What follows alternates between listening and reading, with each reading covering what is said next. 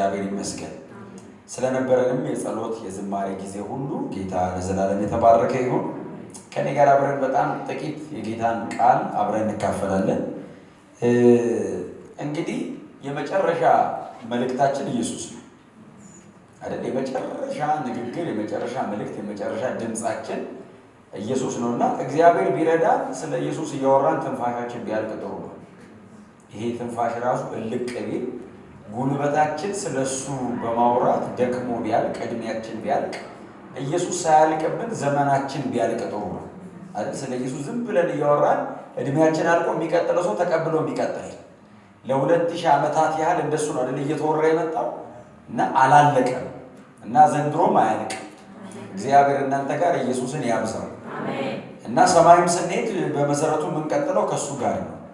አንዲ በድንግዝግዝ በቀድሙ ዝማሬ በጸሎታው በጣም እኔ ሐሴት እያደረኩ ነበር እና በድንግዝግዝ ባለ ሁኔታ እንደዚህ ሐሴት ካረግን በተገለጠ ፊት ደግሞ አይኑን በአይናችን እያየ ነው ፊቱ እንደዛ እንደ ሙሉ ድምቀት እንደሚያበራ ፀሐይ የሚያብረቀርቅ ፊቱን ደግሞ ፊት ለፊት እያየ ነው በሰማይ እንዴት ልንሆን እንደምንችል ክብር ሁሉ ለኢየሱስ ይሁን። ስለዚህ ከኔ ጋር አብረን ይሄንን ጌታ ለጥቂት ደቂቃ አብረን እንካፈለዋለን። መጽሐፍ ቅዱስ የእግዚአብሔር ቃል በእጃችን ላይ ያለ ሰዎች ወደ ሉቃስ ወንጌል ምዕራፍ 23 ላይ እንሄድና የጌታን ቃል እናነባለን። እኔ እንደው ጌታ ሲረዳኝና እድሉን ሲሰጠኝ በጣም በተደጋጋሚ ማነሳው የእግዚአብሔር ቃል ሐሳብ ነው። ዛሬም እናንተ መሃል ደግመዋለሁ። ምናልባት ደግሞ እንዳልኳችሁ ጌታ ካልመጣና ከቆየ ሌላ ጊዜ ስመጣ ደግሞ ደግመዋለሁ። እግዚአብሔር ይመስገን። የሉቃስ ወንጌል ምዕራፍ 23 ላይ ከቁጥር 39 አካባቢ ጀምሮ እስከ ቁጥር 43 ድረስ ያለውን የጌታ ቃል ነው አብረን የምናነበው። እንግዲህ ድሮ ሕግና ነቢያት ሲነበብ ሰው ሁሉ ይቆም ነበር። ቆመን ነው የምናነበው። ጌታ ይባረክ። መጽሐፉ ላይ እንደነበሩት ሰዎች ለጌታ ቃል ክብር ቆመን እናነባለን። የሉቃስ ወንጌል ምዕራፍ 23 ከቁጥር 39 እስከ 43 በጌታ በኢየሱስ ክርስቶስ ስም አነበዋለሁ። የምንወደውም የጌታ ቃል እንደዚህ ይላል። ከተሰቀሉት ወንጀለኞችም አንዱ የስድብ ናዳ እያወረደበት አንተ ክርስቶስ አይደለህምን? እስቲ ራስንም እኛንም አድን ይለው ነበር። ሌላኛው ወንጀለኛ ግን እንዲህ ሲል ገሰጸው፣ ተመሳሳይ ፍርድ እየተቀበልክ ሳለ ከቶ እግዚአብሔርን አትፈራምን? እኛ ላደረግነው ነገር ቅጣት እየተቀበልን ስለሆነ ተገቢ ፍርድ ላይ ነን። ይህ ሰው ግን አንዳች ክፉ ነገር አላደረገም። ደግሞም ኢየሱስ ሆይ በመንግሥትህ በመጣ ጊዜ አስበኝ አለው። ኢየሱስም እውነት እልሃለሁ ዛሬ ከኔ ጋር በገነት ትሆናለህ አለው ይላል። ጌታ የተባረከ ይሁን። እንግዲህ በጣም ብዙ ማብራሪያ የሚጠይቅ አይነት የመጽሐፍ ቅዱስ ክፍል አይደለም ያነበብኩት። በጣም ግልጽ የሆነ አይነት የመጽሐፍ ቅዱስ ክፍል ላይ ያነበብኩት። ስለዚህ ይህንን በማብራራት እናንተንም እኔ አላደክማችሁም። ስለዚህ እንደተጻፈ ቀጥታ ነው የምናገረው ማለት ነው። ሊትራል በጣም ሊትራል በሆነ አይነት መንገድ ነው የምናገረው። በተቻለ መጠን ለሉቃስ ታማኝ ሆኜ እዚሁ አካባቢ ነው የምቆየው። ብዙ ቦታ አልሄድም። ጌታ የተባረከ ይሁን እና የሉቃስ ወንጌል ምዕራፍ 23 ላይ ከቁጥር 39 እስከ 43 ድረስ ያለው የጌታ ቃል ሐሳብ እንግዲህ ጌታችን ኢየሱስ ክርስቶስ በመስቀል ላይ የተሰቀለ ቀን የነበረውን ሁኔታ ነው እንግዲህ ሉቃስ የሚጽፈው። ኢየሱስ በመስቀል ላይ የሞተ ቀን የነበረውን ነው የሚጽፈው እና ይሄንን አሁን ሉቃስ የጻፈውን ለመጻፍ ምንም የተለየ መገለጥን ብርሃንም አያስፈልግም። ማንኛውም ኢየሱስ ሲሰቀል የነበረ ሰው በቀላሉ ሊያየው የሚችለውን ነው ሉቃስ የጻፈው። ማንም ሰው እዛ ጋር ከነበረ ይሄንን ኢየሱስ ሲሰቀል መስቀል ላይ ተሰቅሎ ደግሞ ሲያወራ ማንኛውም ሰው በቀላሉ ሊሰማው ይችላል እና ሂስቶሪካል ጂሰስ ነው የጻፈው። ዘሪቪል ክራይስት አይደለም። አሁን የተሰቀለው ኢየሱስ ሲሞት ምን ሰራን አይደለም የጻፈው፣ ኢየሱስ ተሰቀለ ነው የጻፈው። ስለዚህ ተሰቀለን ነው የምናገረው። ኢየሱስ ጌታ ነው እና የተሰቀለውን ክርስቶስን በየት በኩል ታዩታላችሁ ምንትን ሐሳብ ናት የምናገረው። እንግዲህ ቅድም አብረን እንዳነበብነው ኢየሱስ የተሰቀለ ቀን በቀኝና በግራ በኩል ሁለት ወንበዴዎች መሃል ነው አብሮ የተሰቀለው እና በግራና በቀኝ በተመሳሳይ ርቀት ላይ የተሰቀሉ ሁለት ወንበዴዎች አሉ። ተመሳሳይ ርቀት ላይ ነው ያሉት፣ በግራ በኩል ያለው በቀኝ በኩል ያለው እና መሃላቸው የተሰቀለው ሰውዬ የ33 ዓመት ተኩል አካባቢ አይሁዳዊ ወጣት ነው እና እዛ የይሁዳ ቤተልሔም አካባቢ ተወልዶ ናዝሬት አካባቢ አደገ። ከዛ በኋላ የተለያዩ እስራኤል ከተሞች ላይ እየዞረ ያገለገለ አይሁዳዊ ወጣት ነው። የሚያውቁት እንደሱ ነው እነሱ። አሁን እኛ በመንፈስ ብርሃን ታግዘን ነው ክርስቶሳችን ነው የምንለው እንጂ እነሱ የሚያውቁት የናዝሬቱን ኢየሱስን ብቻ ነው። እና እሱ ሰውዬ ሲሰከር ህዝብ ሁሉ ተሰብስቦ የሚፈልገው እሱ እንዲሞት ነው። እና በቀኝና በግራ የተሰቀሉትን ሰዎች የተሰቀሉ እስከማይመስሉ ድረስ አቴንሽን በሙሉ ወስዷል እሱ። ኢቭን የተሰቀሉ ሰዎች ራሱ እሱ ላይ ነው አቴንሽናቸው። እነሱ እንኳን ተሰቅለው እንኳን ሰው ሊያያቸው እነሱ እንኳን የሚወጡ እሱ ነው። እነሱ ሁሉ ከሰቃዮቹ ጋር አብረው ያወራሉ ስለሱ እና የእነሱን መሰቀል ሁሉ ጋረዱ። ብቻውን የሞተ እስኪመስል ሰቃይ መሰሉ ተሰቃዮቹ። ክብር ለኢየሱስ ይሁን። እና እየሞተ ነው፣ መልስ የለውም እሱ ለማንም ወደ ላይ ነው የሚጮኸው። እና የተሰቀለ ቀን አንዱ በግራ በኩል ሆኖ ያየዋል። እና ሲያየው እንግዲህ ያልኳችሁ ኢየሱስን ያየዋል። ሲያየው አንተ ክርስቶስ ከሆንክ ስድብ ነው። ክርስቶስ ነህ አይደለም፣ ምጻት ነው። ክርስቶስ ነኝ ብለህ ነበር። ክርስቶስ ነኝ ብሎ ሲሰብክ ሰምቶት ሊያውቅ ይችላል ሰውየው መሬት ላይ። ቀጥሎ ደግሞ ክርስቶስን ሰቀሉት ሲሉን ሰምቶ ሊሆን ይችላል። እና ሰውየው ይሄ እውቀት አለው፣ ግን እየሰደበው ነው። አንተ ክርስቶስ ከሆንክ እስቲ ራስንም እኛንም አድነንና አምናለሁ አለ። ምን ማለት ነው? ከዚህ መስቀል ላይ ዘለህ ወረድክና እኛንም እችን ሚስማራችንን ነቀነቀን አድርገህ ዱብ ካረከን እከተልሃለሁ። ኢየሱስ ከመስቀል ላይ ዘሎ አይወርድም። መውረድም ከፈለገ እንዲህ እንደዋዛ ከመስቀል ላይ ዘሎ አይወረድም። ቢወርድ ይገሉታል። ከመስቀል ላይ ለመውረድ የሮም መንግስትን መገልበጥ አለበት መጀመሪያ። እነ ቄሳር ቤት ሄዶ ድል ማድረግ አለበት። እንዲህ ቦታ ዝም ብሎ አይወረድም። አይሁዳውያን እንዲሰቀል ቢፈልጉም ሰቃዮቹ ግን ሮማውያን ናቸው። ስለዚህ ነው ጴጥሮስ እግዚአብሔር ሰጣችሁ በክፉ ሰዎች ገደላችሁት ያለው። የሮም ወታደር ነው ሰቃይ። ስለዚህ ሮምን መምታት አለብህ ነው። ንጉሥ ነኝ አዳኝ ነኝ ካልክ እስቲ ውረድና አውርደንና አምናለሁ ሲለው መልስ አልሰጠውም፣ ዝም አለው። ያው ሰውየውን እኔ ብዙ አልፈረድበትም፣ ፍጥረታዊ ሰው ስለሆነ ሲወርድ የሚያሸንፍ መስሎት ነው። ሲሞት እያሸነፈ እንደሆነ አልገባውም። በዛ በኩል ያለው ሰውዬ ምላችሁ ትርጉማችንን እየቀየረው ነው። ኢየሱስ ክሎክዋይዝ የሚዞረውን አንቲ ክሎክዋይዝ እያደረገ ነው፣ እየገለባበጠ ነው ሁሉንም ነገር። መሞት ድል መሆኑን እኮ መጀመሪያ ለዚህ ዓለም እኮ ሰብኮ አይደለም ሆኖ ነው ያሳየው አይደል? ሞቶ ያሸነፈ ብቸኛ። ሲሞት ሁሉም እየተሸነፈ ነው የሞተው። ኢየሱስ ሲሞት እያሸነፈ ነው የሞተው። በመስቀሉ አይደል እንዴ መናፍስቱን ድል ያደረገው፣ የሚቃወምን የሚጻር የዕዳ ጽሕፈቱን ያስወገደው፣ አሮጌውን ሰው ይወስዱ የገደለው፣ ለአዲሱ ሰው የበር የከፈተው ክሮስ እኮ ነው። ሁሉ ነገር ተሰርቶ ያለቀው እኮ መስቀል ላይ ነው። ሞት እኮ እዚህ ቤት ድል ነው። አሜን። ለዛ ነው ብሄድ ደስ ይለኛል እያለ እኮ ነው የጻፉት። ከዛ በኋላ ሞትን ወደ ተሻለ ክብር መውጫ በራ ነው። አሁን ሞት የምትፈራ ሲባል ሁሉም ሰው ብድግ ይላል። እኔ በጣም እኮ ነው የምደነቀው። ሞታውን ለሰይጣን አይደለም ለእኔ ነው የሚሰራው። እኔ ወደ ተሻለ ክብር ማስፈራሪያ አይደለም ሞት። እስቲ አሜን በሉ። በሚበዛ ህይወት እንድቀጥል የምሻገርበት ድልድይ ነው። ኢየሱስ ጌታ ነው። አሜን። ስለዚህ ነው አባቶችን ሰይጣን በሞት ሊያስፈራራቸው አልቻለም። ሞትን ነጠቁት ከእጁ ላይ። ሞጊያ የታል ያለበትን ኖሩት፣ ወቅ አረጉት። ኢየሱስ ጌታ ነው። መከራ ሲመጣ ከክብር ጋር፣ ሞት ሲመጣ ከህይወት ጋር እያነጻጸሩ ሰይጣንን አሳፍረው ነው ሸኙት። ማትረፍ የለውም። ግራውንድ አላረግም እነሱ ጋር። ለማንኛውም ኢየሱስ ጋር መጣ። ከዛ በዛ በኩል የተሰቀለው ሰውዬ ደግሞ ይሄኛው እንደዚህ ሲዘድበው ያኛው እንደዛ በተመሳሳይ ርቀት ነው ይሄኛው የሚያለው። አንድ አይነት ሰው ነው የሚያዩት። ለዚህኛው የተለየ የሚያየው ጉድ የለም፣ ራሱን ነው የሚያየው። በዛና በዚህ በኩል ያሉ ሰዎች ግን የቀንና የሌሊት ያለ የተለያየ ነገር ነው የሚያወሩት። ይሄኛው ደግሞ እንደተሰቀልክ አምነሃለሁ አለ። ያኛው ወርደህ ልመና አለ፣ ይሄኛው ተሰቅላ አምነሃለሁ አለ።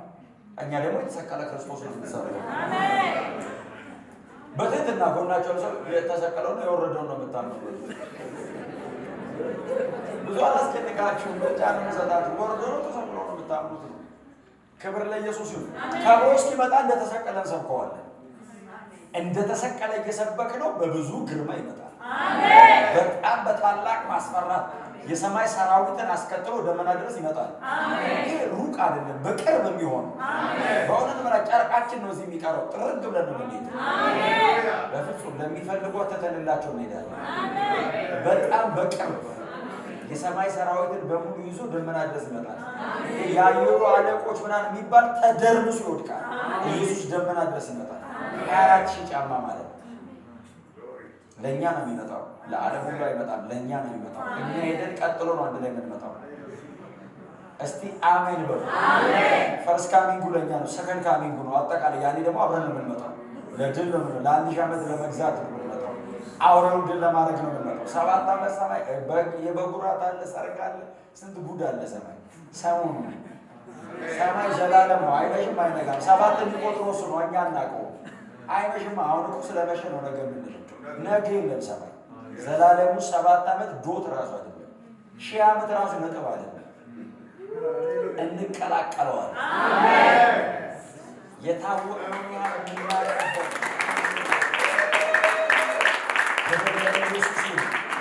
እርሱ እኛን የሚያውቀንን ያህል እናውቀዋለን እኮ ይላል። ኖሌጅ አብሶሉት ይሆናል። አትጠይቅም፣ ሳይነገር ይገባል። አስተማሪ አያስፈልግም፣ በሙሉ ታውቃለህ። በስመ አብ የሚያውቀንን ያህል እናውቀዋለን። ራሱን ምን ማለት እንደሆነ ወይ ፓስተር ያስረዳኛል እንጂ ምን ጉድ ነው! ምን ጉድ ነው! አንድ ቃል እኮ ሲበራ እንዴት ነው የሚያንደባለው? እንዴት እኔ እንዳበደ ሰው ሆኖ ባይዘው ቃል ሲበራል በእኔ በፕሮፌሽናል አይደለም። ቃል በላጭ ሲልልኝ ቤት ውስጥ እኔ ሚስቴ ሁሌ ነው እንትን እንዴ ምንድን ነው በገባኝ የሆነ ነገር ገባኝ። ቃል አንድ ቃል ያወቀንን ያህል እናውቀዋለን። ምን ማለት ይሁን? እግዚአብሔር ይስጠው። ጳውሎስ ደርሶ መጣ። ምን አያሉት? ሰው ያላየውናል። በምን የተሰራ? የሰው እጅ አልሰራውም ማለት እና ቮካብለሪ የለኝም ማለት እንደው በእንትን የተሰራ የለም፣ ቮካብለሪ የለም ማለት እና ሄዶ ማየት ነው አለ። ናና ነው የሚባለው ማብራሪያ የለም። ዛሬ እዚህ ቤት የወረደውን መንፈስ ራሱ ማስረዳታችሁ እንኳን ሰማይ በጣም ልዩ ነበር ከማለት በላይ ምን ታደርጉታላችሁ? ዛሬ እስቲ አሜን አሜን። እና እናንተ ቤት በኩል ታዩታላችሁ ነው። አንደኛው ተሰቅለ ወርዳ አለው፣ ሌላኛው ተሰቅላ ምን አለው አለው። የሉቃስ ወንጌልን ያነበብነው እና ወንድማችን ሉቃስ ሲጽፈው እንግዲህ ይሄንን ወንጌል ሲጽፈው በጣም ፎከስ ያደረገው ኢየሱስ ላይ ፍጹም ሰውነቱ ላይ ነው ሞር በጣም ፎከስ ያደረገው እና እንግዲህ እንደ ማንኛውም ጻፍ 63 ዓመተ ምህረት አካባቢ ነው እንግዲህ ቂሳሪያ ቁጭ ብሎ ለቴዎፍሎስ ለተባለ ግሪክ ሀገር ከበርቴና ባለስልጣን ለነበረ ሰው የሚጽፈው ይሄ ቴዎፍሎስ የተባለ ሰው የሉቃስ ወንጌል ተደራሲ ብቻ ሳይሆን አሳታሚ አይነት ጭምር ነገር ነበረ እና አሁን እንደምጠራው ቴዎፍሎስ ብሎ አይጠራው ምን ኢትዮጵያዊ ስለሆንክ ነው። ሉቃስ ክቡር ብሎ ማለት ሂዝ ኤክሰለንሲ አሁን አሉ አይደል ምክር ቤት ምናምን በሚኒስትር ማዕረግ ምናምን ያሉት ትልልቅ ሰዎችን እከሌ አይባልም አይደል። ፍርድ ቤት ገብታችሁ ጓደኛችሁ ሊሆን ይችላል የፍርድ ቤቱ ዳኛ ከ30 ደቂቃ በፊት ሻይ ጠጥታችሁ ሊሆን ይችላል። ኮርት ላይ ቆመ ግን እከሌ ብትለው 6 ወር ክቡር ፍርድ ቤት ነው ማለት ያለብን። ሂዝ ኤክሰለንሲ ግዴታ ነው እና ሰውየው ግሪክ ሀገር ከበርቴ ነው ባለስልጣንም ጭምር ነው። ስለዚህ ነው ክቡር ሆይ እያለ ይጽፍለታል። የሉቃስ ወንጌልና የሐዋርያት ሥራ ተደራሲ ነው። እኔ ከሰውየው ይልቅ የሚገርመኝ ጸሐፊ ነው። ሉቃስ ነው ፕሮፌሽናል ኢቫንጀሊስት ነው።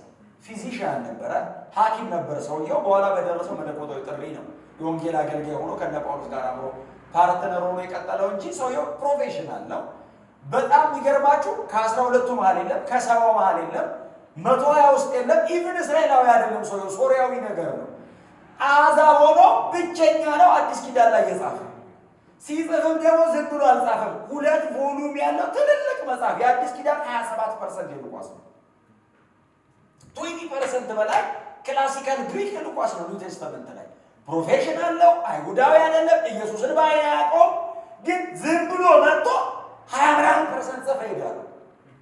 አዲስ ኪዳን ላይ ሰውየው ኢየሱስ ላይ ፎከስ ስላደረገ ነው ሰፊ ሽፋን ያገኘው። ክብር ለኢየሱስ ይሁን።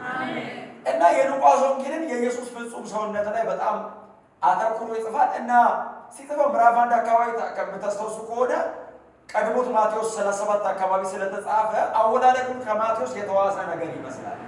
መንፈስ ቅዱስ ማርያም ላይ መጣ፣ ከዛ የልዑል ኃይል ጸለለላት ጋረዳት ይላል። ከዛ ኢየሱስ ተጸነሰ ይላል፣ በድንግልና ተጸነሰ ይላል። መቼስ እንደነዚህ አይነት ቃላቶችን ድሮም በነበርንበት ቦታ ምን ሰማ ነበር፣ ቸርችም ስንመጣ ደጋግመን እንሰማዋለን እንጂ ኖርማል ግን አይደለም። በድንግልና ጸነሰችዋል። ምንም ሪፈረንስ የላትም ማርያም። ከሷ በፊት እንደዚህ የጸነሰ የለም፣ ከሷ በኋላ የጸነሰ የለም፣ አይኖርም። ባይዘው አንዴ ነው ኢየሱስ የመጣው። ድጋሚ ሲመጣ በክብር ነው የሚመጣው፣ በሰው አይመጣም። አንዴ ነው ነገሩ የሆነው። በፍጥረት መካከል አንዴ ነው የሆነው። በሷ በኩል ለጥቅስ አትመችም። ኤልሳቤጥ ጥቅስ አላት፣ ሐና ሳራ ምናምን ጥቅስ አላት። ከሷ የባሷል። ማርያም የላትም። ይጸልልሻል ይጋርድሻል ብሏት፣ እሺ ጌታ ባሪያ ሆይ እንደ ቃል ይሁንልኝ። እንደውም ቃሉ በትክክል ሲወራ ምንድን ነው የሚለው? እነሆ እኔ የጌታ ባሪያ ነኝ ያለችው። ባይዘው ገብርኤልን የጌታ ባሪያ አይደለም ያለችው፣ እኔ የጌታ ባሪያ ነኝና እንደ ቃል ይሁንልኝ፣ የወደደውን በላይ ላይ ይስራ ነው ያለችው። ባሪያው ነኝ ዶሎስ አይደል ያለችው። ምን ማለት ነው? አንደኛ ዋጋ አውጥቶ የገዛኝ ነኝ፣ ሁለተኛ ፈልጌ እድሜን ሁሉ ባሪያው ነኝ ያለችው። ጌታ የመሆን መብት ምናምን አይደለም ማለት ነው። እሱ ጌታዬ፣ እኔ ግዴታ ነው፣ ዋጋ አውጥቶብኝ ነው የወሰደኝ አለች። ሁለተኛ ደግሞ ደስ ብሎ፣ ስለዚህ እኔ የጌታ ባሪያ ነኝ፣ የወደደውን በእኔ ይስራ አለች። ጸነሰች ይላል። ሆዷ እንግዲህ ጊዜውን እየጠበቀ ይጨምራል፣ ጊዜውን እየጠበቀ ይጨምራል። ዮሴፍን ያው መጽሐፉ ይነግረናል የሆነውን ነገር። ማርያም ምንድን ነው የሚወለደው ብላ መቼስ ትጠብቃለች። ምንድን ነው? መልአክ ነው መጥቶ የነገራት፣ መንፈስ ቅዱስ ነው በላዋ ላይ ነገር እየሰራ ያለው፣ በድንግልና ምንድን ነው ጉዱ? ትጠብቃለች። ምንድን ነው የሚወለደው? የእግዚአብሔር ልጅ ነው ብሏታል እኮ። ሂዝ ጋድ ማለት እኮ ነው። የእግዚአብሔር ልጅ ነው ማለት እኮ እግዚአብሔር ነው እኮ ነው ትርጉሙ። በአብ ውስጥ ያለ አብን መለኮት ያደረገ ሰብስታንስ በሙሉ እሱ ውስጥ አለ እኮ ማለት ልጁ ነው ማለት 100% ጋድ ነው። ኢንካርኔት እያደረገ ነው አንቺ ውስጥ እንጂ ስጋ እየለበሰ ነው አንቺ ውስጥ እንጂ ይዝጋል። ሙሉ እግዚአብሔር ነው ነው እሱ ነው ነው። ምንድን ነው የሚወለደው ብላ ስጠብቅ ልጅ ነው። ልጅ ሆነ። ልጅ እንደ ማንኛውም ከኃጢአት በቀር በነገር ሁሉ እንደኛ አይነት ልጅ። እኔ የሆነ ልጅ አባ ነኝ። ባይዘው የአንድ ሚስት ባል የሆነ ልጅ አባ። ልጅ ተወለደ። የሁሉም ወንጌል ስብከት ነው። ተወለደ ሁሉም ጋር። ሌሎቹ ግን ፕሮሰሱን አይጠብቁልንም ማለት ተወለደ ይሉና ከዛ ወዲያው የተወሰነ ምዕራፍ ወይ ይዟችሁ እና ዮሐንስ ቤት ምናምን ከዮሐንስ ጋር ይዟችሁ ጠፉና በ30 ዓመቱ አድጎ አጋንንት ታወጣ ነው የሚሏችሁ። መሀል ላይ የት እንደነበረ የሚነግረን ሉቃስ ነው። ሉቃስ ፍጹም ሰው ነው እያለ ስለሆነ ቀስ እያለ እድገቱን አሳይቶናል። ከሰማይ ዱብ አላለም ነው። ፕሮሰሱን ጠብቆ ነው ያደገው። እድገት ፕሮሰስ ነው። የተወለደው ልጅ ወደ ቤቷ ይዛ ሄደች። በ8 ቀኑ ይዘው የ8 ቀን ሕፃን የዘላለም አምላክ የ8 ቀን ሕፃን ነው። ማርያም ቤት አልጀመረም። ለስራ ከመጣ ነው 8 ቀኑ። የዘላለም አምላክ ነው። ማርያምን በእናቷ ውስጥ እጅና እግሯን የገጣጠመው እሱ ነው። ፈጣሪዋ ነው። እሷ ቤት ጀምሮ አይደለም፣ ፈጣሪዋ ነው። ምንም ሳይኖር የነበረ ነው። እርሱ እግዚአብሔር ዘላለማዊ ቃል ነው። ምንም ነገር ከጀመረ በእርሱ በኩል ነው የጀመረው። የሰማዩ የምድሩ ምንም ነገር በእርሱ የተፈጠረው ስታርት ነው። እግዚአብሔር እሱ መጀመር ከፈለገ የሚጀምረው በክርስቶስ እና የ8 ቀን ሕፃን ሆኖ አቅፋው መጣች። ስትመጣ ቤተ መቅደሳቸው 7 በር አካባቢ ያለው በአንዱ በር ገባች። ስትገባ እድሜ ወደ 70ዎቹ ማገባደጃ የደረሰ አንድ ስምዖን የሚባል በጣም ብዙ ኳሊቲ ሉቃስ የሚጽፍለት። ለምሳሌ የመጀመሪያው መንፈስ ቅዱስ የሞላበት ይላል። ትራንዚሽን ፔሪየድ ላይ ነው። ብሉይና አዲስ ኪዳን መሀል ላይ ያለው ግን መንፈስ ቅዱስ የሞላበት። ቀጥሎ ጻድቅ ነው ይሏል። ቀጥሎ ትጉ ነው ይልና የመጨረሻው በጌታ የተቀባውን ወይንም መሲሁን ሳያይ እንደማይሞት የተረዳ ይላል። ለብዙ ሰው መልእክት ሲመጣ ለስምዖን የመጣለት መልእክት በጌታ የተቀባውን ሳታይ አትሞትም የሚል ነው። መሲህ ሳታይ አትሞትም የሚል ትንቢት አለው። እግዚአብሔር መጨረሻችሁን እንዲያደርገው እና መንፈስ ቅዱስ ያደረበት መሲህ ለማየት ነው። በጽድቅ የሚኖረው መሲህ ለማየት ነው። የሚተጋው መሲህ ለማየት ነው። እድሜውን ሁሉ ራሱን እያማጠን ይኖረው የሆነ ቀን መሲህ አያሉ ብሎ ኢየሱስ ሲመጣ አንድ ቀን በዓይኔ አያዋሉ ብሎ ነው። ያን ሁሉ ዘመን ቤተ መቅደስ አካባቢ ከነ ሐና ጋር የጾም የቆየው። ከዛ መንፈስ ቅዱስ መጣና ተነስተነሳ አለው። አቤት ነው። ዛሬ መሲሁ ቤተ መቅደስ ይመጣል ሂድ አለው። እሺ ብሎ ዛሬ የአገልግሎቱ ብቻ አይደለም የመኖሩን መጨረሻ ነው። ኢየሱስን ካገኘ በኋላ ለማገልገል መቀጠል መኖር ይጨርሳል። እሱን እስከ ለማየት ነው 70 ዓመት የቆየው 100ም ከቆየ የሚቆየው። ዛሬ ታያዋለህ ሲለው ሮጦ መጣ። ሽማግሌ ነው፣ ደከም ያለ ነው፣ ደቀቅ ያለ ነው። በጾም ጸሎት ደከም ያለ ሰውነት ነው ያለው። የውጭ አይኑ ብዙ አይን የውስጡ ነው በደንብ የሚያየው። ሃሌሉያ። እና አይኑን ትንሽ እንትን ይለዋል እና ያያል። ሲፈልግ አንዲት ሴት የ8 ቀን ሕፃን ይዛ በዛ በር ትገባለች። በጣም ብዙ ሰው እኮ ኢየሱስ አድጎ በ30 ዓመቱ አጋንንት እያወጣ አላወቀው። ይሄ እኮ በ8 ቀኑ አልሳተው። ወንጌል ድሮም ዘንድሮ መገለጥ ነው። ብርሃን ነው ወንጌል። በ8 ቀኑ አልሳተው። እና አስቡት፣ ብዙ ሕፃናት አሉ። የዛን ቀን አብረው የሚሰጡ ብዙ ልጆች አሉ። አንደኛ ብዙ ልጆች፣ ከነዛ ልጆች መካከል ኢየሱስን ነጥሎ ማወቅ በጣም ዲዘርኒንግ ስፒሪቱ ሻርፕ መሆን አለበት። ከዛ መጣና ደግሞ አይመስልም መሲህ እኮ አናጢ ነው ሰውየው። እሷም ደከም ያለች ናት። ብዙ ጠንካራ ቤተሰብ አይደለም። ሰረገላ ላይ ተቀምጦ ከበሮ ማያስመታም። በእግር ነው የመጡት። ኖርማል የሆነ ፋሚሊ ነው። የሰረኛው የህብረተሰቡ ክፍል ውስጥ ነው የተወለደው። በስመ አብ ብርሃን ከሌላ አይገኝም። ዘንድሮም እኮ በጣም ከኛ የተሻለ ብዙ ተሰብኮላቸው ያልመጡ ብዙ አሉ። እኛ እኮ ተነግሮን ብቻ አይደለም በርቶልን ነው የመጣ አይደል? መርጠኑ ብቻ አይደለም በዚህ ተመርጠንም ነው። አንድ ሰው እያለ we are not doing bad ይላል፣ we are bad ይላል። እኛ ክፉ አድራጊዎች አልነበርንም፣ ክፉዎች ነበርን አለ። ለመምረጥ እንኳን የምንችል አይደለም። የድሮ ስቴታችን ወደዚህ ከወጣን በኋላ ነው ብርሃንና ጨለማ ራሱ ያወቅነው። መምረጥ የቻልነው እዚህ ተመርጠን መጣን። ድሮ ምርጫ ራሱ የለም። ድቅድቅ ጨለማ ባልተቀምጦ ሰው ብርሃን የሚባል እኮ አያውቅም። አያችሁ፣ መርጬው እሱ ይሻለኛል ብዬ አይደለም ና ብሎ ነው። የጠራን ነው ተብሎ የተጻፈው። አመጣጣችሁ ጥሩ ነው ተብሎ አልተጻፈም። እዚህ መጥተን ነው ብርሃንና ጨለማ ያወቀው። ንጽጽር የለመድነው እዚህ ነው። ኢየሱስ ጌታ ነው። እና ነይ አላት ያቺ ሴት። ከዛ መጣች። የ8 ቀን ሕፃን አቅፎ አምጪው ይሄ ልጅ አላት። የ8 ቀን ሕፃን ለማቀፍ ነው 70 ዓመት የተቀደሰው። አምጪው ብሎ ተቀበላትና ብድግ አደረገ። ብድግ አድርጎት የ8 ቀን ሕፃን አቀፉ አላለም። አይኖቼ ለሰው ሁሉ የተዘጋጀው መዳን አይተዋል። ኢየሱስን መዳን አለው። አዳኝ አይደለም ያለው፣ ራሱ ሳልቬሽን አለው። አይ ሳልቬሽን ፐርሶኒፋይ ሆኖ ነው ድነት ስጋ ለበሰ። አሁን አዳኝ አይደለም፣ አሁን መጣውቂ ምናምን አይደለም፣ ራሱ ድነት ነው።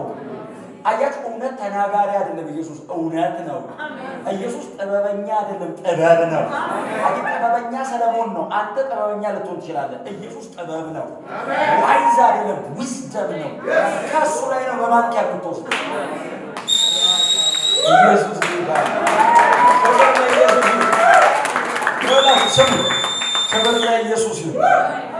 ከዛ የ8 ቀኑን ሕፃን ብድግ አድርጎ አይኖቼ አለ ለእስራኤል ቤት አይደለም ያለው፣ ለሰው ሁሉ ዩኒቨርሳል ሳሊቬሽን ለሰው ሁሉ። ያኔ ሰውየው አይሁዳዊ ነው፣ አይሁድ ነው። እስራኤል መሀል ኢየሩሳሌም ያለ ቤተ መቅደስ ውስጥ ነው ያለው። ዓለም ይድናል የሚለው ገባው ኢየሱስን ሲያውቅ። አይ ድነት ለእስራኤል ብቻ ነበር የተመረጠ ትውልድ የተባለው እኮ እዛ ዘዳግም ላይ እኮ ለእስራኤል ቤት ነው። ይሄ ሰውዬ ኢየሱስን ሲይዘው የፍጥረት ድነት እንዳለ ገባው። እግዚአብሔር የወደቀው ሲስተም ከኢየሱስ ጋር እንደሚያስታርቅ። አይ መስቀል ላይ ልጁን አንጠልጥሎ ስጋውን ከፍቶ እግዚአብሔር እጁን በዛ በኩል ነው የላከው። ራሱን ከፍጥረቱ ጋር በክርስቶስ መስቀል አስታረቀ አይደል የሚለው። ኢየሱስን እኮ እንዲገንጥሎት በስጋው መሀል እጁን ላከ እግዚአብሔር። ደም የነካው እጅ ማለት እንታረቃለን። እግዚአብሔር ልጁን ገሎ ወጣው እጁ። ከዛ ነው እሺ ብለን ጨበጥነው፣ ጎትቶ በዛ ውስጥ አስገባን በስጋው። አሜን። ደም ልቡስ አድርጎን ጽድቁን የሚመጥን ክፍያ ተካፍሎልን በሰራውት ሳይሆን በሰራው አምኜ ብቻ። እስቲ አሜን ነው። አሜን። እዛ ሰውየው ቴክነን ነበር ኢየሱስ አለ። የሚታቀፍ ሕፃን ነው። ቴክመን ሰጣት እና አይኖቼ አይተዋልና ባሪያህን በሰላም ኢየሱስን ሰው ካገኘ ሌላ ምን ያኖረዋል? ሰው ኢየሱስ አጠገቡ ቆሞ ምን ይጸልያል? ምን ልስጥህ ቢባል አንተ ትበቃኛለህ አይባልም እንዴ? እንትን ብሰጥ እንትን ይባላል። የመጨረሻው ኢየሱስ ነው። እኔ እኮ አይደለሁም፣ እግዚአብሔር ያለው ከኢየሱስ ወዲያ እኛ እኮ አይደለንም። እኛ ሲጀመር ብዙ የለንም። እግዚአብሔር እኮ ሁሉ ያለው አምላክ ከኢየሱስ በላይ የለውም። የመጨረሻውን ሰጠን። ከዚህ በኋላ ምንም ቢሰጠን እስካሁን የሰጠንን አያክልም። የመጨረሻውን አግኝቼዋለሁ። ፓኬጅ ነው ሁሉ ያለበት ግን በአንድ ኦል ኢን ዋን ማለት ነው። እንካ ብሎ ሰጠኝ። ይህን እየመነዘርኩ መኖር በኢየሱስ የሚረካ በኢየሱስ የሚጠግብ ኢየሱስ ይበቃኛል አም ሳቲስፋይድ የሚል ቢመጣ አይደንቀኝም፣ ቢሄድ አይከፋኝም። ኢየሱስ አለ። እስቲ አሜን አሜን። እና ለማርያም ሰጣት። ከዛ ማርያም ልጇን ይዛ ወደ ቤት ሄደች። ከዛ ሉቃስ 1 ምዕራፍ ሻገር ብሎ የ12 ዓመት ልጅ አደረገው። ኔፊው ቤት ውስጥ የሚሮሯጡ 12 ዓመት ሙሉ እነ ማርያም ቤት ሲኖር ተአምር አያደርግ፣ ምልክት አያደርግ፣ መልእክት አያመጣ፣ ሕግ አያስተምር። ኖርማል ሰው ነው። ኖርማል ልጅ ነው። ታናናሽ አሉት እነ ያዕቆብ እነ ዮሳ እነ ዮሐና ምናምን አሉ ቤት ውስጥ እና ይሮሯጣሉ አብረው። ከእነ ያዕቆብ ጋር ምናልባት ሱቅ ሊላክ ይችላል። የቤት ውስጥ የመጀመሪያ ልጅ ነው። ሱቅ ሄደው ሲመጡ እነ ያዕቆብ መንገድ ላይ ከሰው ጋር ሊጣሉ ይችላሉ። እሱ አይጣለም፣ ኃጢአት አይሰራም። ወደ ቤት ዝም ብሎ ይመጣል። አብረው ነው ያደጉት እኮ ከያዕቆብ ጋር። የሀብታም ልጅ አይደለም ማለት የአናጢ ቤት ነው ያደገው እኮ። እሱ አባቱ እግዚአብሔር ነው። አናጢ ቤት እኮ ነው ያደገው። ስለዚህ አንድ አልጋ ላይ ለሁለት ለሶስት ሊተኙ ይችላል ከነ ያዕቆብ ጋር። አንሶላ እኮ ይካፈፋሉ። እግዚአብሔር እኮ ነው። ሂዝ ጋድ ያዕቆብ እኮ ለዛ ያዕቆብ እኮ ደብዳቤ ያዕቆብን መልእክት የጻፈው እኮ የኢየሱስ ኢሚዲየት ታናሹ የኢየሩሳሌም ቤተክርስቲያን ፓስተሩ ነበር። በኋላ ላይ ጌታ አምላክ ያለው ታላቅ ወንድሙ ታላቅ ወንድሜ ነው አላለም። ጌታ ነው፣ አምላክ ነው። ይዝጋዳ አብሮኝ ያደገው አለ። እግዚአብሔር ነው አለ። ፈጣሪ ነው አብሮኝ ያደገው። ወንድሜ ነው አላለም። ባይዘው ይዝጋድ እግዚአብሔር ነው አለ። እና ጉልበቱ የግመል እግር እስኪመስል ያዕቆብ ይንበረከክ ነበር። ወደ ኢየሱስ ይጸልያል ተንበርክኮ። የወንድሜ ቤት ነው አይደል? የእግዚአብሔር ነው አለ። ክብር ለኢየሱስ ነው። የ12 ዓመት ልጅ ሆኖ እዚህ ላይ የ12 ዓመት ልጅ ሆኖ ከዛው ከገሊላ ከተነስተው ወደ ኢየሩሳሌም ከናዝሬት ተነስተው ወደ ኢየሩሳሌም እንትን ለማክበር የፋሲካ በዓል ለማክበር ይዘውት ሊሄዱ ብድጋሚ እኔ እንደው ማርያም እሺ ቤቷ 12 ዓመት ሙሉ ዝም ብሎ ስለኖረ ለምደው ሊሆን ይችላል። ፋሲካ እኮ እሱ ነው። ፋሲካ ይዘው እኮ ነው ፋሲካ ለማክበር እኮ ሙሴ እኮ እሱ መጣል ብሎ እኮ ነው ጠቦት አርዶ ደም የቀባው። አሁን ይላችሁ ፋሲካችን ክርስቶስ ታርዶልናል አይደል የሚለው። አሁን እኮ ፋሲካ ፎርጊቭነስ አይደለም ማለት ነፃነት ነው። ክሮስ እኮ ነው እኮ ፋሲካ ላይ እኔ መቼስ ክሮስ መቼስ ያው በጣም አስቸጋሪ ነው። ዛሬ ሂስቶሪካል ነገሩ ብቻ ነው የምነካው። በረከት ክሮስ ላይ እኮ ነው ነፃነትም ምህረትም የተገኘው። የሙሴ ፋሲካ እኮ ሙሴ የሰራው ፋሲካ ላይ እኮ ንስሐና ነው እኮ የለም፣ በቃርነት ነው። ውጡ ነው እኮ የታረደው እኮ ውጡ ነው። እዚህ ጋር እኮ ሲመጣ ነው ምህረትና ውጡ አንድ ላይ ተቀላቀሉ። ፎርጊቭነስ በዚህ በኩል ሊብሬሽን በዚህ በኩል። ኢየሱስ ጌታ ነው። ትክክለኛው ፋሲካ እሱ ነው እና ፋሲካ ይዞ ነው ፋሲካ ለማክበር የሚሄዱ። እኔም እሱ ራሱ ይገርመኛል። ፋሲካውን ፋሲካ ለማክበር ሲሄድ አይኔ አልሄድም እናንተ ደርሳችሁ ነው አይባልም። እሺ ብሎ አብሮ ለበቃ አብሮ ዝም ብሎ ኖርማል ሆኖ ከህግ በታች ሆኖ አይደል ከህግ ነፃ ያወጣ በቃ ወክ ያደርጋል፣ አብሮአቸው ይሄዳል። ሁሉን ያውቃል እኮ ግን በቃ ይሄዳል፣ ዝም ይላል። ከቂጣ በዓል እስከ ፋሲካ በዓል ድረስ አብሯቸው የእርሾ የሌለው ቂጣ ሲበላ ቆየ። ከዛ ፋሲካ በዓል ተከበረና ሰው ሁሉ ወደ ቤቱ ሲሄድ እሱ ቤቱ ቀረ። ቤተ መቅደሱ ነው ቤቱ። ዋናው ቤቱ እሱ ነው። እነ ማርያም ቤት ለስራ መጥቶ ነው። ዋናው ቤት እሱ ያ ነው ቤቱ። የአባቴ ቤት ብሎ በኋላ ክሌም ያደርገዋል አይደል? ቤቱ ክሌም ያደርገዋል። የአባቴ ቤት ነው ይላል። ቤቴ ነው ይላል። ኢየሱስ ጌታ ነው። እና ሁሉም ወደ ቤቱ ሲሄድ እሱ ቤቱ ቀረ። ከዛ የአንድ ቀን መንገድ ያልሄዱ ይላል አይደል? ኢየሱስ በሌለበት እንግዲህ ያለ ኢየሱስ ማለት ነው። ያን ቀን እንግዲህ ከ12 ዓመት እኩዮቹ ጋር ምናምን ይመጣል ብለው ነው እነሱ ከትልልቅ ሰው ጋር አብረው የትልልቅ ሰው ወሬ እያወሩ ሄዱና ከአንድ ቀን መንገድ በኋላ ሁሉም ቤተሰቡን ቼክ ሲያደርግ ማርያምና ዮሴፍን ቤተሰባቸውን ቼክ ሲያደርጉ ልጆቹ አሉ ዮሴፍ ምናምን ብለው አዎ ብለው ያዕቆብ፣ ዮሳ፣ ዮሐና አሉ። ኢየሱስ የለም። በፈጠረው መሬት አይጠፋም መቼስ። መሬትን የፈጠራት እሷ እንኳን ኢየሱስ ማርያም አጠፋም። እሱ በጂፒኤስ አይደለም። መሬትን ራሱ ምድር ብሎ የጠራት እሱ ነው። የመደባት እሱ አይደል? ስትማሩ ክረስትማንትን ኮር ምናምን እያላችሁ የምትማሩት እኮ እሱ ዝም ብሎ ምድር ብሎ የጠራው ነው። ከዛ ሳውዝ አፍሪካ ምናምን አካባቢ ዳይመንድ፣ ከዛ መሀል ላይ ምናምን ዳይመንድ ምናምን አድርጎ እዛ ሰሜን አፍሪካ አረብ ሀገር ሆነ ከስር ነዳጅ አድርጎ እኛ አካባቢ ውሃ ነው ያለው። እዛች ነዳጅ አለ። መሬትን ከላይ ብቻ ነው ከስር የመደባት እሱ ነው። ሲመደባት ነዳጅ በዚህ ጋር ውሃ በዚህ ጋር አላለም። ምድር ብሎ ሲጠራ አንድ ላይ ጣራ አድርጎ የጠራው እሱ ነው። የ12 ዓመት ልጅ ሆኖ መሬት ላይ የመጣው በስልጣኑ ቃል ሁሉን ደግፎ ያቆመ የኦርደር አምላክ እኮ ነው። ፀሐይ እኮ ማቀረው እኮ እሱም ብላ ነው። እሱም ብላ እኮ ነው ጠዋት መጣ ማታ መጣ። ፈጣሪዋ መሬት ላይ ቆሞ ፀሐይ ይሞቃል። ፈጣሪዋ እኮ ነው። ፀሐይ ራሱ እድለኛ ናት መሬት ላይ ያገኘች።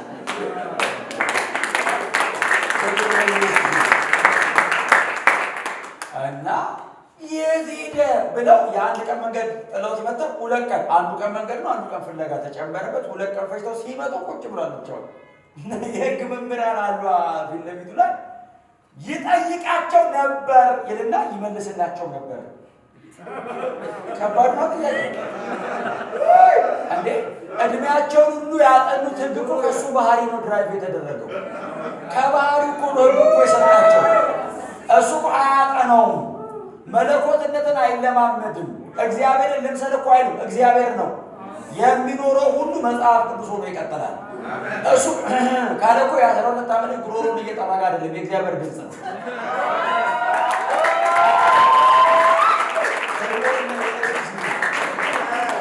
ኢየሱስ ለዘላለም ጌታ ጌታ ይባረክ።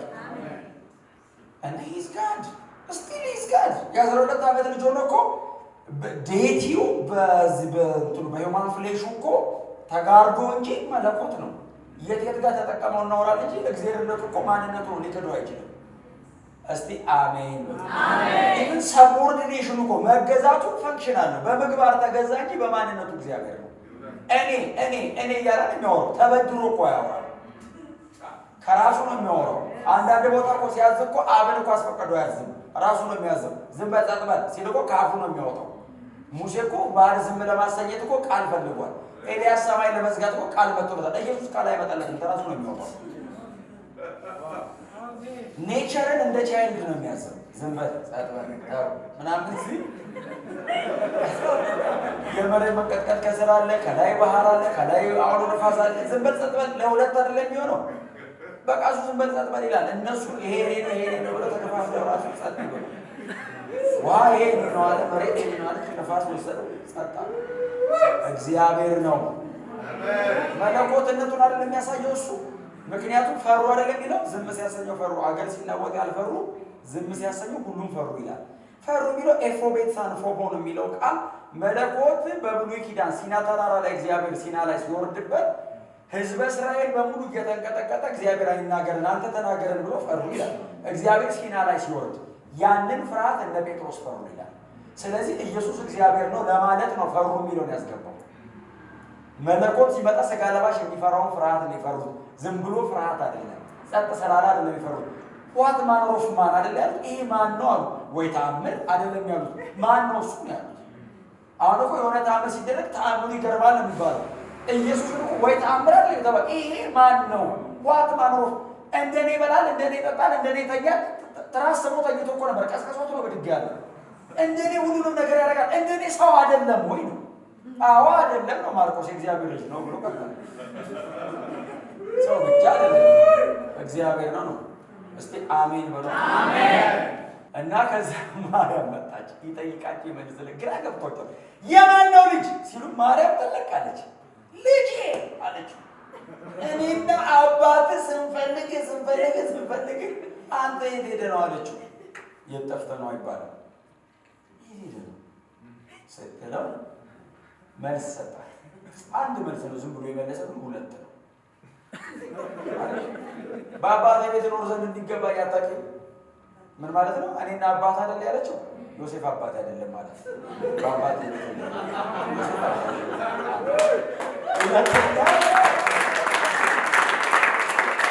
ሁለተኛ ደግሞ ትክክለኛ ቤት ይሄ ነው አላት። ያኔ ሳልወለድ ገብርኤል የነገርሽን አስታውሽ እያላት እኮ ነው። የእግዚአብሔር ልጅ ነው የአንቺ ልጅ አይደለሁም፣ እዚህ ቤት ነው የሚመጣው ማለት ግርም ብሏት። ለማንኛውም እስከ 30 ዓመት እኛ ቤት ነው የምንኖረው። ፈልጉት ግን